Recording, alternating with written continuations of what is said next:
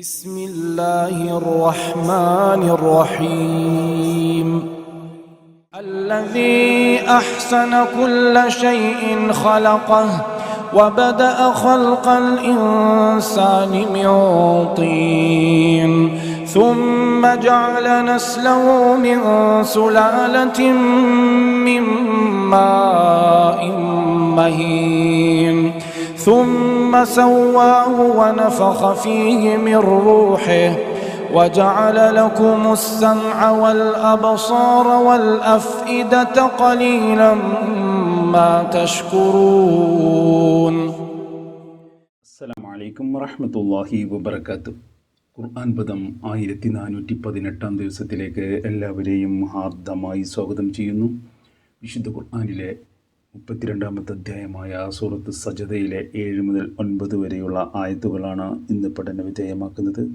Class ആരംഭിക്കുന്നതിനായി ആദരണീയനായ doctor AI. വിലായത്തുള്ള സാഹിബിനെ ക്ഷണിക്കുന്നു. അസ്സലാമു അലൈക്കും വറഹ്മത്തുള്ളാഹി വബറകാതുഹു. أعوذ بالله من الشيطان الرجيم. بسم الله الرحمن الرحيم.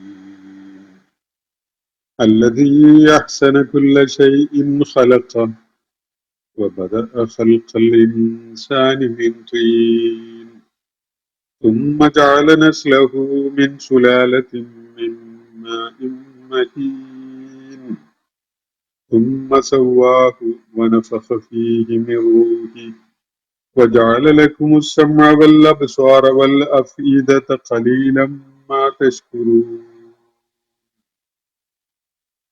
صدق الله العلي العظيم. സൂറത്ത് സജദയിലെ 7 മുതൽ 9 വരെയുള്ള ആയത്തുകളാണ് ഞാൻ നിങ്ങളെ കേൾപ്പിച്ചിട്ടുള്ളത്. മനുഷ്യ സൃഷ്ടിപ്പിനെ കുറിച്ചാണ് നമ്മൾ വായിച്ചു വെച്ച ആയത്തുകളിൽ പ്രതിപാദിക്കുന്നത്. അതിന്റെ മുമ്പായി ആകാശങ്ങളെയും ഭൂമിയെയും അവയ്ക്കിടയിലുള്ളതിനെയും 6 ദിവസങ്ങളിലായിട്ട് സൃഷ്ടിക്കുകയും പിന്നീട് അവയുടെ മേൽ അവയുടെ സമ്പൂർണമായ നിയന്ത്രണവും അധികാരവും ഉള്ള വിധത്തിൽ അവൻ അതിനെ കൈകാര്യം ചെയ്യുന്ന കാര്യവും ചൂണ്ടിക്കാണിക്കുകയുണ്ടായി. അള്ളാഹുവിന്റെ അടുക്കൽ, അള്ളാഹുവിൽ നിന്ന് അല്ലെങ്കിൽ അള്ളാഹുവിന്റെ നടപടിക്രമങ്ങളിൽ നിന്ന് രക്ഷപ്പെടുത്തുവാനായിട്ടൊരു സംരക്ഷകനെയും ഒരു വലിയനെയും കാണാൻ സാധിക്കുകയില്ല. അള്ളാഹുവിന്റെ അടുക്കൽ അവനെ ഗൗനിക്കാതെ അവനു വേണ്ടി ശഫാഅത്ത് ചെയ്യാൻ, ശുപാർശ ചെയ്യാൻ ഒരു ഷഫീഇനെയും കണ്ടെത്തുക സാധ്യമല്ല. ആകാശത്ത് നിന്ന് അവൻ ഭൂമിയിലേക്ക് അവന്റെ കൽപ്പനകളെ അയച്ചുകൊണ്ടിരിക്കുന്നു, അതിനെ നിയന്ത്രിക്കുന്നു, അതിന്റെ ഫങ്ഷനിങ്ങിനെ അവൻ മാനേജ് ചെയ്തുകൊണ്ടിരിക്കുന്നു. പിന്നീട് ഒരു നാളിൽ അവയൊക്കെയും തന്നെ, ആ ദൈവിക നിർദ്ദേശങ്ങളും കൽപ്പനകളും ഒക്കെയും തന്നെ അവന്റെ അടുക്കിലേക്ക് കയറിപ്പോവുകയും ചെയ്യുന്നു. അവയുടെ ഒരു കണക്കെടുപ്പിനും ഒരു പരിശോധനക്കും വേണ്ടി എന്നാണ് മനസ്സിലാക്കപ്പെടുന്നത്. അവൻ ആ നാളില് എല്ലാം അവനിലേക്ക് കയറിപ്പോകുന്ന, തിരികെ പോകുന്ന ആ നാള് നിങ്ങൾ കണക്ക് കൂട്ടുന്ന 1000 വർഷത്തിന്റെ ദൈർഘ്യമുള്ള ഒരു നാളാണ് എന്നുകൂടി സൂചിപ്പിക്കപ്പെടുകയുണ്ടായി. അവൻ ആലിമുൽ ഗൈബാണ്, അതുപോലെ ആലിമു ഷഹാദത്തുമാണ്. അദൃശ്യമായതും ദൃശ്യമായതുമൊക്കെ അറിയുന്നവനാണ് അവൻ. ഏറെ പ്രതാപം ഉള്ളവനും അതേ സമയത്ത് തന്നെ കാരുണ്യം ഉള്ളവനുമാണ് എന്നതാണ് നമ്മൾ കഴിഞ്ഞ ദിവസം പഠന വിധേയമാക്കിയ ആയത്തുകളിൽ സൂചിപ്പിക്കപ്പെട്ട കാര്യങ്ങൾ. അതിനെ തുടർന്നാണ് മനുഷ്യ സൃഷ്ടിപ്പുമായി ബന്ധപ്പെട്ടുകൊണ്ടുള്ള ചില കാര്യങ്ങൾ വെളിപ്പെടുത്തുന്ന 7-ാമത്തെ ആയത്ത് മുതൽ 9-ാമത്തെ ആയത്ത് വരെയുള്ള ആ ഭാഗം നമ്മൾ പഠന വിധേയമാക്കുന്നത്. അള്ളാഹുവിനെ ആലിമുൽ ഗൈബി വശഹാദത്തിൽ അസീസുർ റഹീം എന്ന് വിവരിച്ചതിന് ശേഷം തുടർന്നുള്ള ആയത്തിൽ 7-ാമത്തെ ആയത്തിൽ അള്ളാഹുവിനെ കുറിച്ച് തന്നെ പറയുകയാണ്. അല്ലദീ അഹ്സന കുല്ല ശൈഇൻ ഖലഖ, അവൻ സൃഷ്ടിച്ച എല്ലാറ്റിനെയും വളരെ ഗംഭീരമായ നിലക്ക്, വളരെ അന്യൂനമായ നിലക്ക്, വളരെ പൂർണ്ണതയുള്ള നിലക്ക് സൃഷ്ടിച്ചിരിക്കുന്ന അള്ളാഹു. നേരത്തെ നടത്തിയ പരാമർശങ്ങളെ തുടർന്ന് ആ അള്ളാഹുവിനെ വിവരിക്കുകയാണ്. അവൻ അല്ലദീ അഹ്സന കുല്ല ശൈഇൻ ഖലഖ, താൻ സൃഷ്ടിച്ചിരിക്കുന്ന എല്ലാറ്റിനെയും ഗംഭീരമാക്കി, എല്ലാറ്റിനെയും ഏറ്റവും സൗകുമാര്യമുള്ള വിധത്തില്, ഏറ്റവും തികവും പൂർണ്ണതയും ഉള്ള വിധത്തില് രൂപകൽപ്പന ചെയ്തിട്ടുള്ളവൻ. വബദഅ ഖൽഖൽ ഇൻസാനി മിൻ തീൻ, മനുഷ്യന്റെ സൃഷ്ടിപ്പ് അവൻ തുടങ്ങിയിരിക്കുന്നത് കളിമണ്ണിൽ നിന്നുമാണ്, തീനിൽ നിന്നുമാണ്. ഇതാണ് ഇവിടെ പറയുന്ന കാര്യം. അപ്പോ വളരെ ശ്രദ്ധേയമായ ചില കാര്യങ്ങൾ ഇവിടെ ചൂണ്ടിക്കാണിക്കപ്പെടുന്നുണ്ട്. അള്ളാഹുവിന്റെ ഈ പ്രപഞ്ച സംവിധാനത്തിൽ അടങ്ങിയിട്ടുള്ള സകലതും തന്നെ അള്ളാഹു സൃഷ്ടിച്ചിരിക്കുന്നത് ഏറ്റവും ഉന്നതമായ, ഏറ്റവും സമ്പൂർണമായ, ഏറ്റവും തികവാർന്ന വിധത്തിലാണ്. അതാണ് അവന്റെ സൃഷ്ടി വൈഭവത്തിന്റെ ഒരു പ്രത്യേകതയായിട്ട് ഇവിടെ എടുത്തു പറയുന്നത്. അള്ളാഹു സൃഷ്ടിച്ചിട്ടുള്ള ഏതെങ്കിലും ഒരു പ്രതിഭാസത്തെ പരാമർശിച്ചുകൊണ്ട് അത് അങ്ങനെയല്ല വേണ്ടിയിരുന്നത്, അതിനേക്കാൾ ബെറ്ററായൊരു രീതിയിൽ അതിനൊരു രൂപകൽപ്പന നൽകാൻ സാധിക്കും, അതിനേക്കാൾ അതിൽ ഇന്ന കാര്യങ്ങൾ ചെയ്താൽ അതിനേക്കാൾ നല്ലതാകും എന്ന വിധത്തിൽ സജസ്റ്റ് ചെയ്യാവുന്ന, എന്തെങ്കിലും ആൾട്ടറേഷൻസ് സജസ്റ്റ് ചെയ്യാവുന്ന യാതൊന്നും കണ്ടെത്തുക സാധ്യമല്ല.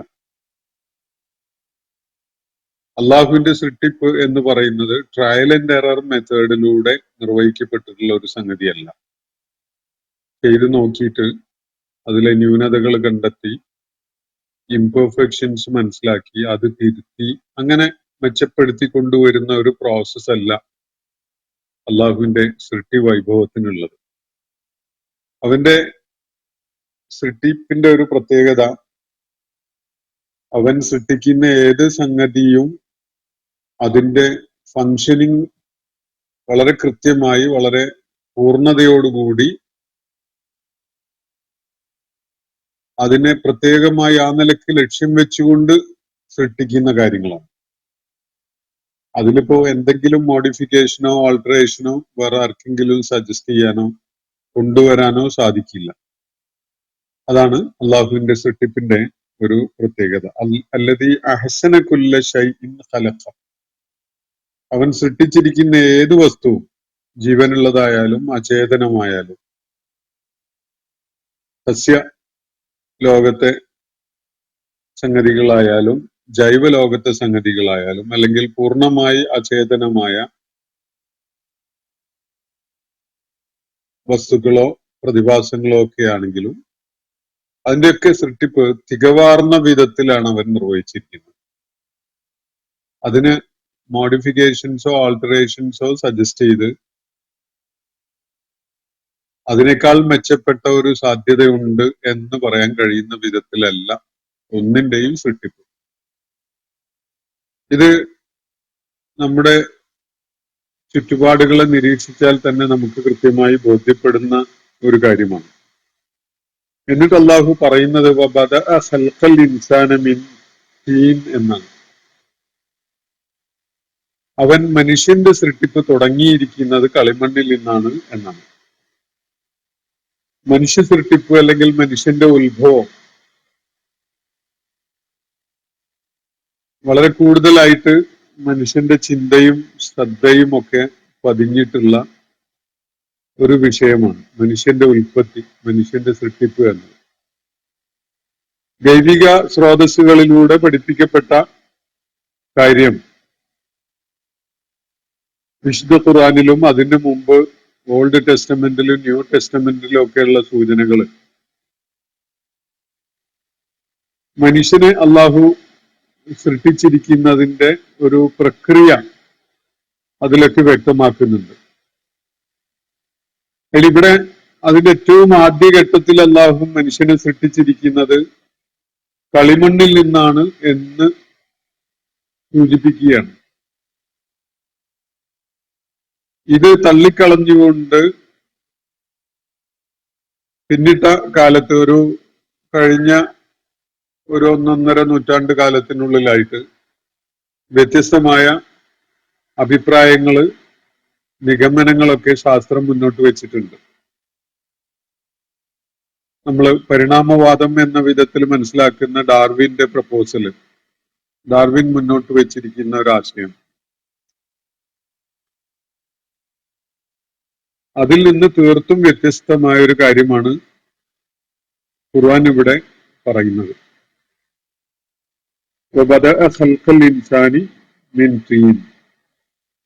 ഡാർവിൻ അനുമാനിക്കുന്ന പോലെ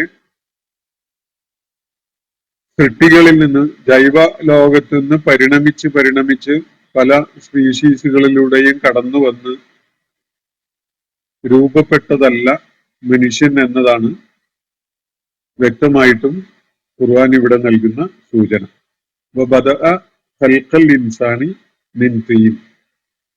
കളിമണ്ണിൽ നിന്നാണ് മനുഷ്യന്റെ സൃഷ്ടിപ്പ് അവൻ തുടങ്ങിയിട്ടുള്ളത് എന്നത് അള്ളാഹുവിടെ വ്യക്തമായിട്ട് പറയുകയാണ്. ആദ്യത്തെ സൃഷ്ടിപ്പ് കളിമണ്ണിൽ നിന്നായിരുന്നു, ആദ്യത്തെ ജീവിയെ സൃഷ്ടിച്ച് കളിമണ്ണിൽ നിന്നായിരുന്നു. എന്നിട്ട് അത് പരിണമിച്ച് പല ജൈവ രൂപങ്ങളുമായി മാറി പല ഘട്ടങ്ങളിലൂടെ കടന്നു വന്ന് അത് മനുഷ്യരൂപം പ്രാപിച്ചു എന്ന് മനസ്സിലാക്കാവുന്ന വിധത്തിലുള്ള ഒരു കാര്യമല്ല ഇവിടെ പറയുന്നത്. മനുഷ്യനെ നേരിട്ട് കളിമണ്ണിൽ നിന്ന് തന്നെയാണ് രൂപകൽപ്പന ചെയ്യപ്പെട്ടിട്ടുള്ളത്. വേറെ ജീവജാലങ്ങളുടെ സൃഷ്ടിപ്പിന്റെ തുടർച്ചയായിട്ട് അത് പരിണമിച്ച് ഇന്ന് കാണുന്ന മനുഷ്യരൂപം പ്രാപിച്ചതല്ല എന്ന കാര്യം വളരെ വ്യക്തമാകുന്ന ഒരു ശൈലിയിലാണ് കാര്യങ്ങൾ ഇവിടെ പറയപ്പെട്ടിട്ടുള്ളത്. ഒരു കൗതുകത്തിനു വേണ്ടി മനുഷ്യൻ പരിശോധിക്കുകയാണെങ്കിൽ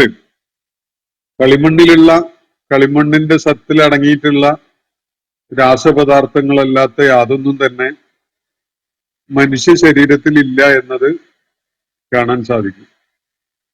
മനുഷ്യൻ മരിച്ചു കഴിഞ്ഞതിന് ശേഷം മൃതദേഹം മണ്ണിൽ അലിഞ്ഞു ചേർന്ന് പൂർണ്ണമായി മണ്ണിന്റെ ഭാഗമായി മാറുന്നതും ഒരു സ്വാഭാവിക പ്രക്രിയയാണ്. അപ്പൊ ഈ മണ്ണിൽ നിന്നുള്ളതല്ലാത്ത, വിശുദ്ധ ഖുർആനിൽ വേറെ പലയിടങ്ങളിലും അത് സൂചിപ്പിക്കുന്നുണ്ട്. മിൻഹാ ഖലഖ്നാകും വഫീഹാ നുഈദുകും വമിൻഹാ നുഖ്രിജുകും താറത്തൻ ഉഖ്റ എന്നൊക്കെ സൂചനകൾ നൽകുന്നുണ്ട്.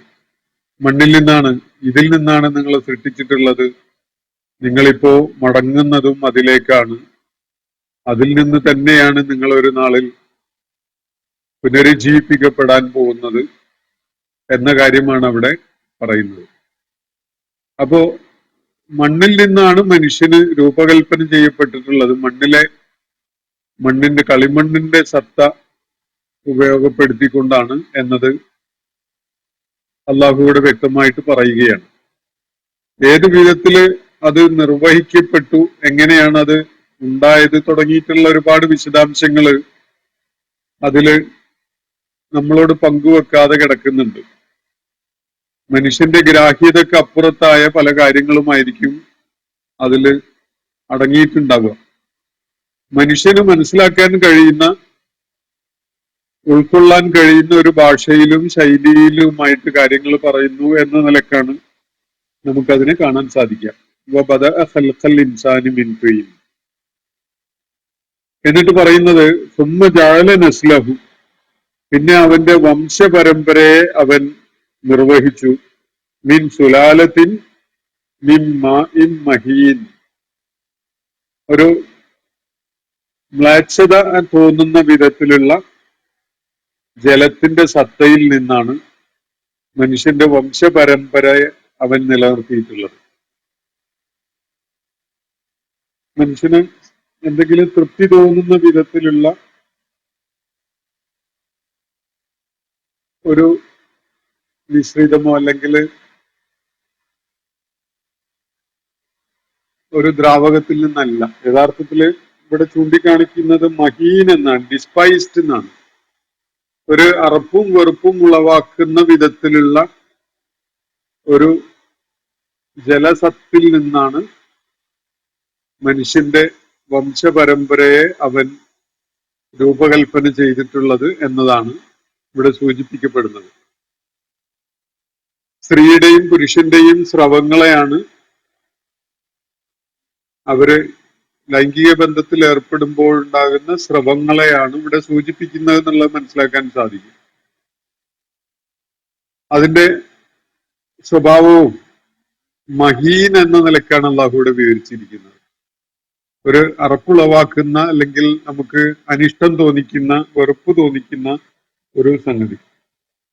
ആ സത്തയിൽ നിന്നാണ് അവന്റെ വംശപരമ്പരയെ അവൻ രൂപകൽപ്പന ചെയ്തിട്ടുള്ളത്. ثم جعل نسله من سلالة من ماء مهين. എന്നിട്ട് പിന്നെ പറയുന്നത് ثم سواه. അതിനെ തുടർന്ന് മനുഷ്യനെ അവന് ആകാരപൂർണത നൽകി.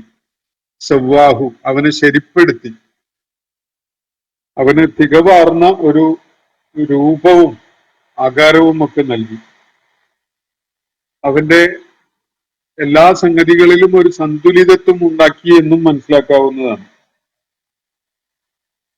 അപ്പോ കളിമണ്ണ് കൊണ്ട് ആദ്യമായി സൃഷ്ടിച്ച് പിന്നീട് വംശപരമ്പര നിലനിർത്തിയത് ഒരു അറപ്പുളവാക്കുന്ന ശുക്ലഗണത്തിൽ നിന്നോ അതുപോലെ ഉള്ള സ്രവങ്ങളിൽ നിന്നായിട്ട് അവന്റെ വംശപരമ്പര നിലനിൽക്കാനുള്ള ഒരു സംവിധാനം ചെയ്തു. എന്നിട്ട്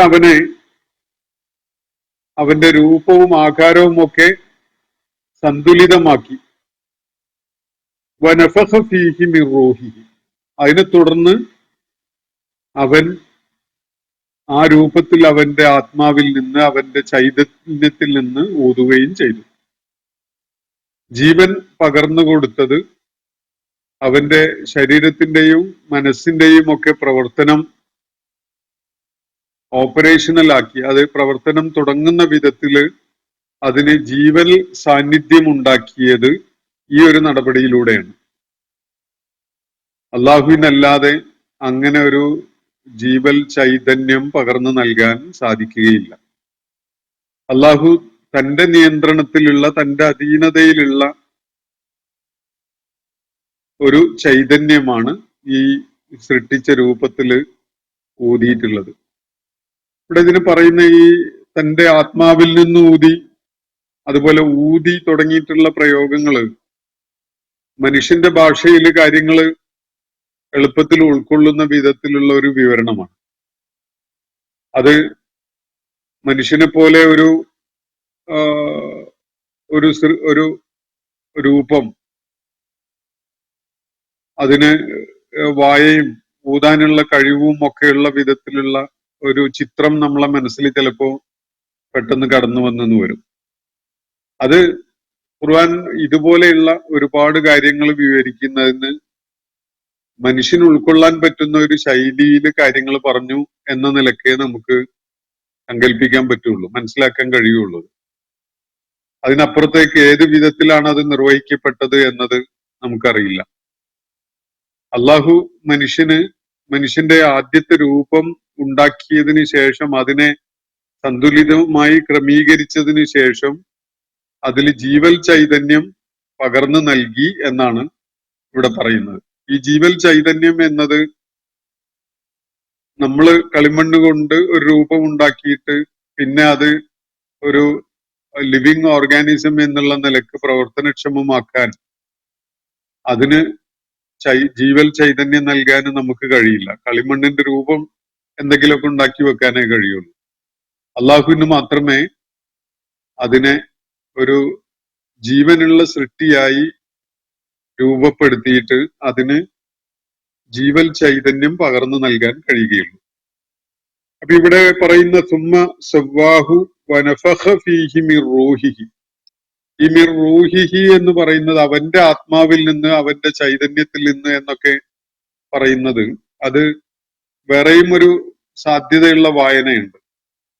അത് മനുഷ്യനെ തന്നെ പരാമർശിച്ചുകൊണ്ട് അവന്റെ ആത്മാവിൽ നിന്ന്, അല്ലെങ്കിൽ മനുഷ്യനായി അള്ളാഹു രൂപകൽപ്പന ചെയ്തിട്ടുള്ള ചൈതന്യം അവനിൽ ഊതി എന്ന നിലക്ക് വായിക്കാവുന്നതുമാണ്. അതിന് ഭാഷാപരമായി തടസ്സമൊന്നുമില്ല. അള്ളാഹു തന്റെ സ്വന്തം ചൈതന്യത്തിൽ നിന്ന് അതില് ഊതിക്കൊണ്ട് അതിനെ ജീവനുള്ളതാക്കി, അതിന് ബുദ്ധിയും ആലോചനയും ചിന്തയും ദൈക്ഷണികമായ സാധ്യതകളും അന്വേഷണങ്ങളും അറിവും അതുപോലെ ബോധവും ഒക്കെയുള്ള ഒരു സൃഷ്ടിപ്പാക്കി മാറ്റി അതിന് ഈ അതിന്റെ രാസഘടനയിലുള്ള അല്ലെങ്കിൽ ഒരു ഭൗതിക പദാർത്ഥം എന്ന ഒരവസ്ഥയിൽ നിന്ന് ജീവനുള്ള ബോധമുള്ള ഒരു മനുഷ്യ സ്പീഷീസിൽപ്പെട്ട ഒന്നായി മാറുന്ന വിധത്തില് അതിനെ രൂപകൽപ്പന ചെയ്യാൻ അള്ളാഹു അതില് ഒരു ചൈതന്യം പകർന്നു നൽകി എന്നാണ് ഇവിടെ പറയുന്നത്. അപ്പൊ അതാണ് ആ കളിമണ്ണിന്റെ അവസ്ഥയിൽ നിന്ന് അവന് വലിയ പരിവർത്തനം നൽകിയിട്ടുള്ളത്.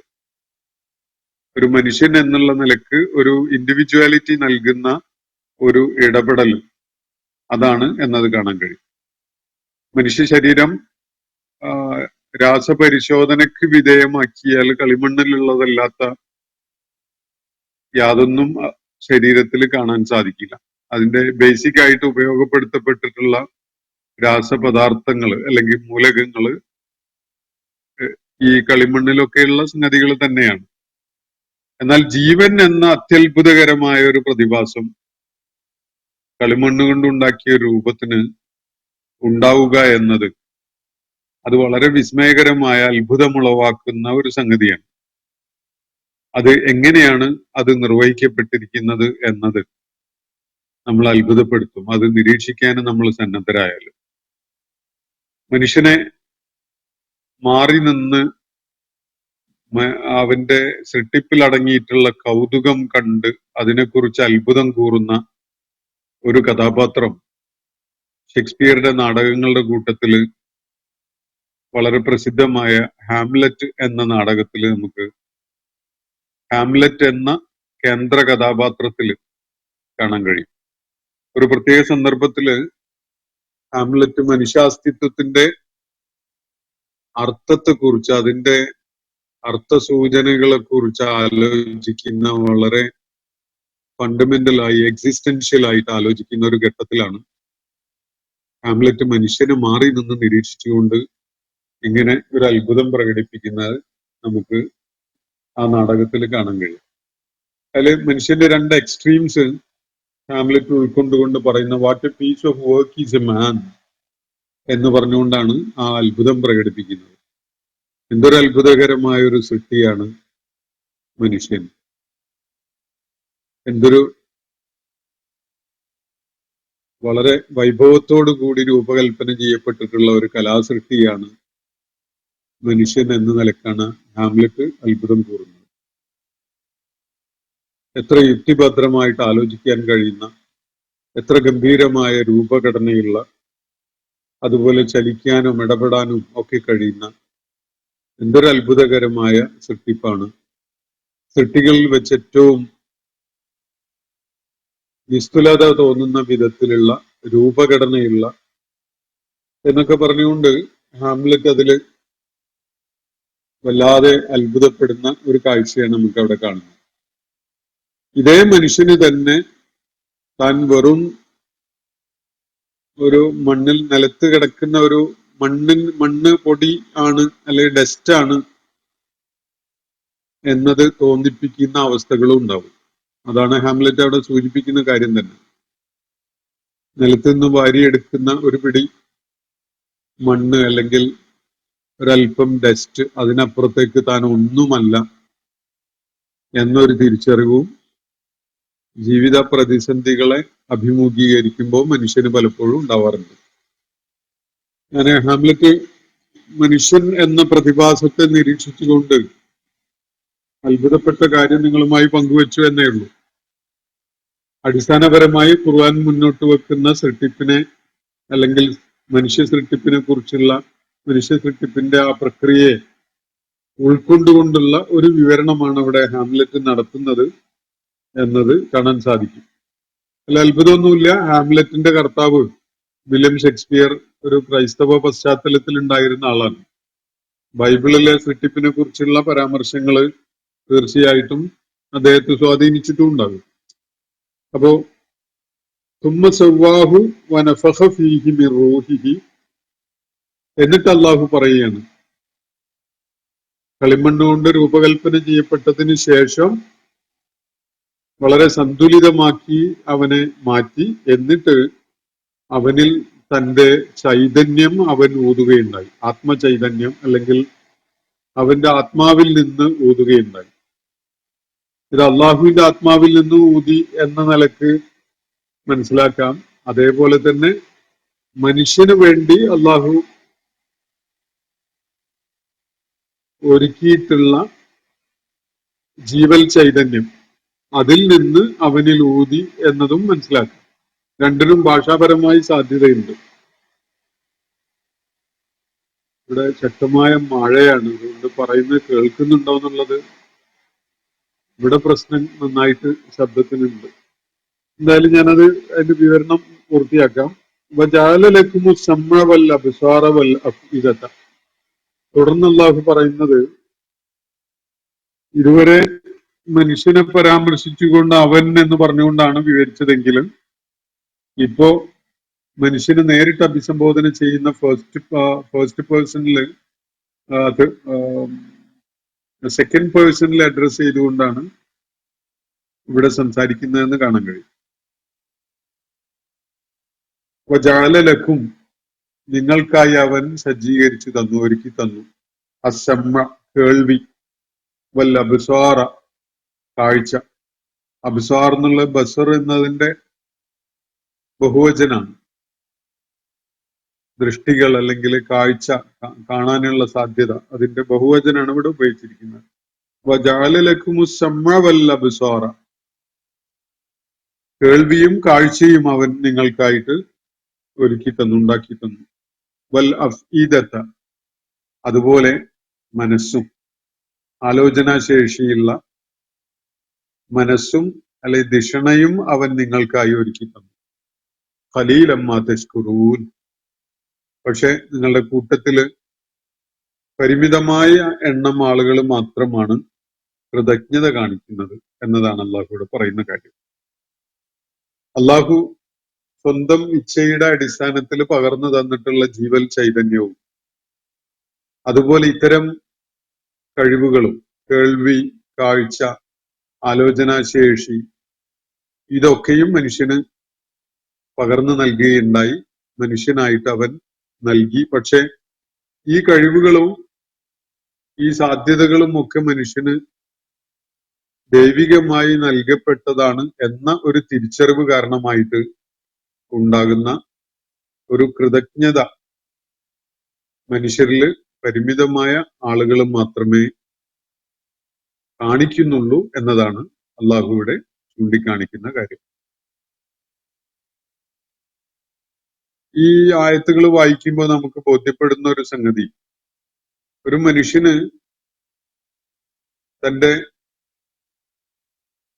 ഏറ്റവും പ്രാഥമികമായിട്ട് ഉണ്ടാകേണ്ട ഒരു ബോധം, തനിക്ക് ഈ അസ്തിത്വം എങ്ങനെയാണ് ലഭിച്ചത്, ആരാണ് തന്നത്, തന്നെ ഈ വിധത്തിൽ രൂപകൽപ്പന ചെയ്തിട്ടുള്ളത് ആരാണ് എന്ന കാര്യം തിരിച്ചറിയുക എന്നതാണ് എന്ന് മനസ്സിലാക്കാൻ സാധിക്കും. അതില്ലാതെ ഒരാള്, ആ ബോധമില്ലാതെ, ആ തിരിച്ചറിവില്ലാതെയാണ് ഒരാൾ ജീവിക്കുന്നതെങ്കിൽ അയാള് തന്നോട് തന്നെ വലിയ അക്രമമാണ് ചെയ്യുന്നത് എന്നതും മനസ്സിലാക്കാൻ യാതൊരു പ്രയാസവുമില്ല. മനുഷ്യന്റെ വളരെ പ്രാഥമികമായിട്ടുള്ള ഒരു തിരിച്ചറിവ്, ഒരു ബോധം ഈ ഒരു കാര്യവുമായി ബന്ധപ്പെട്ടുകൊണ്ടുള്ളതാണ് ആവേണ്ടത് എന്നതാണ് വളരെ പ്രധാനമായിട്ടുള്ളത്. ഈ ഒരു കാര്യം മനുഷ്യന് ബോധ്യപ്പെടുമ്പോൾ ബാക്കി എല്ലാ സംഗതികളെയും ശരിയായ വിധത്തില് ക്രമീകരിക്കാൻ, മനസ്സിലാക്കാൻ അവന് സാധിക്കും.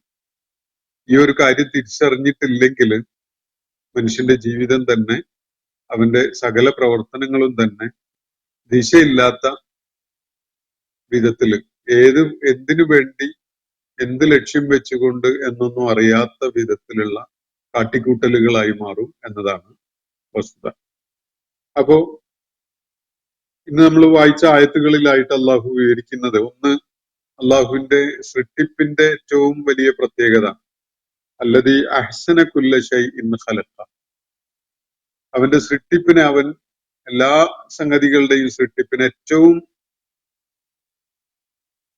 ഗംഭീരമായ വിധത്തില്, ഏറ്റവും ഉത്തമമായ രൂപത്തിലാണ് അവൻ സൃഷ്ടിച്ചിട്ടുള്ളത്. അതിന് ഏതെങ്കിലും നിലക്കുള്ള ആൾട്ടറേഷനോ മോഡിഫിക്കേഷനോ ആർക്കെങ്കിലും സജസ്റ്റ് ചെയ്യാൻ സാധ്യമല്ല എന്നതാണ്. എപ്പോഴും ഇപ്പൊ നമ്മൾ ഈ ഡിജിറ്റൽ ഏജില് പല വിധത്തിലുള്ള വീഡിയോസ് ഒക്കെ കാണാൻ കഴിയും. മൃഗങ്ങളെ, അതുപോലെ പക്ഷികളെ, അതുപോലെ മനുഷ്യനും മത്സ്യവും ഒക്കെ ചേർത്ത് വെച്ചുകൊണ്ട് ഒക്കെയുള്ള പല രൂപങ്ങളും ഡിസൈൻ ചെയ്ത് അത് പ്ലേ ചെയ്യിക്കുന്ന വീഡിയോസ് ഒക്കെ നമുക്ക് കാണാൻ സാധിക്കും. ദൈവിക സൃഷ്ടിപ്പിന്റെ സൗകുമാര്യം അതില് നമുക്ക് ചോർന്നു പോകുന്ന ഒരു കാഴ്ചയാണ് കാണാൻ കഴിയുക. ഒരുതരം വൈകൃതം ഉണ്ടായി വരുന്ന ഒരു ചിത്രം, മനുഷ്യൻ രൂപകൽപ്പന അല്ലെങ്കിൽ മനുഷ്യൻ കൺസീവ് ചെയ്തുകൊണ്ട് ഒരു ചിത്രം രൂപകൽപ്പന ചെയ്ത് പ്രവർത്തനക്ഷമമാക്കുകയാണല്ലോ ആ ഡിജിറ്റൽ എഫേർട്ടിൽ. പക്ഷെ അത് എന്തെങ്കിലും നിലക്കുള്ള ഒരു യുണീക്ക്നെസ്സോ അല്ലെങ്കിൽ എന്തെങ്കിലും നിലക്കുള്ള ഒരു മെച്ചപ്പെട്ട ഒരു രൂപകൽപ്പനയായിട്ട് നമുക്ക് കാണാൻ കഴിയില്ല. ഒരു താൽക്കാലികമായിട്ടുള്ള ഒരു കൗതുകം എന്നതിനപ്പുറത്തേക്ക് അങ്ങനെയുള്ള സംഗതികളെ നമുക്ക് മനസ്സിലാക്കാനോ കാണാനോ ഒന്നും സാധിക്കില്ല. മനുഷ്യ സൃഷ്ടിപ്പിന്റെ അല്ലെങ്കിൽ ജീവജാലങ്ങളുടെ സൃഷ്ടിപ്പിന്റെ പല പ്രത്യേകതകളും നിരീക്ഷിച്ചുകൊണ്ട് നമ്മൾ അതിനെന്തെങ്കിലും ആൾട്ടറേഷൻ സജസ്റ്റ് ചെയ്യുകയാണ്. ഇപ്പൊ ഉദാഹരണത്തിന് നമ്മളെ അവയവങ്ങളുടെ പൊസിഷൻ അവിടെ അല്ല വേണ്ടിയിരുന്നത്, വേറൊരിടത്താണ് വേണ്ടിയിരുന്നത് എന്ന നിലക്ക് ഒക്കെ മനുഷ്യൻ പലപ്പോഴും ആലോചിക്കുകയൊക്കെ ചെയ്യും. പക്ഷെ ഒരിക്കലും തന്നെ അള്ളാഹു നൽകിയിട്ടുള്ള ആ രൂപത്തിന് അല്ലെങ്കിൽ ആ സന്തുലിതത്വത്തില് ഇടപെട്ടുകൊണ്ട് അതിനെ മറ്റൊന്നാക്കി മാറ്റുന്നത് അത് മെച്ചപ്പെടുത്തുന്ന ഒരു സംഗതി ആവുകയില്ല എന്നത് വളരെ വ്യക്തമാണ്. അപ്പോ അല്ലദീ അഹ്സന കുല്ല ശൈഇൻ ഖലഖഹു വബദഅ ഖൽഖൽ ഇൻസാനി മിൻ തീൻ. അപ്പൊ മനുഷ്യന്റെ സൃഷ്ടിപ്പിന്റെ തുടക്കം കളിമണ്ണിൽ നിന്നാണ് എന്നതാണ് ഇവിടെ സൂചിപ്പിക്കപ്പെട്ടിട്ടുള്ളത്. അതുപോലെ സൃഷ്ടിപ്പ്, അവൻ സൃഷ്ടിച്ച എല്ലാറ്റിനെയും അത്യുഗ്രനായിട്ട്, ഗംഭീരമായി, അന്യൂനമായി, തികവാർന്ന പൂർണ്ണതയുള്ള വിധത്തില്, അതിനേക്കാൾ മെച്ചപ്പെട്ട ഒന്ന് സജസ്റ്റ് ചെയ്യാൻ കഴിയാത്ത വിധത്തിലാണ് അവൻ സൃഷ്ടിച്ചിരിക്കുന്നത്.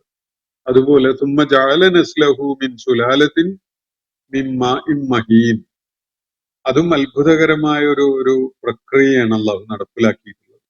കളിമണ്ണിൽ നിന്ന് മനുഷ്യരൂപം ഉണ്ടാക്കി അതിന് ജീവൻ പകർന്നു നൽകി അവനെ ഒരു സൃഷ്ടിപ്പായി രൂപകൽപ്പന ചെയ്തു എന്നത് ഓക്കെ, നമുക്ക് മനസ്സിലാക്കാം. പക്ഷെ എത്ര ഗംഭീരമായ, എത്ര സമർത്ഥമായ, ഏറ്റവും ഇൻജീനിയസ് ആയ ഒരു പ്രോസസ്സിലൂടെയാണ് അവൻ മനുഷ്യന്റെ വംശം നിലനിൽക്കാൻ വേണ്ടിയുള്ള ഒരു പദ്ധതി ആവിഷ്കരിച്ചിരിക്കുന്നത് നോക്കുക. എത്ര ക്ലവർനെസ് അടങ്ങിയിട്ടുള്ള, എത്ര സൂപ്പർബായിട്ടുള്ള സൃഷ്ടിപരത അടങ്ങിയിട്ടുണ്ട് ആ പ്രക്രിയയിൽ എന്നുള്ളത് അതിഗംഭീരമാണ്. ഞാൻ അതിന്റെ വിശദാംശങ്ങളിലേക്കൊന്നും പോവല്ല.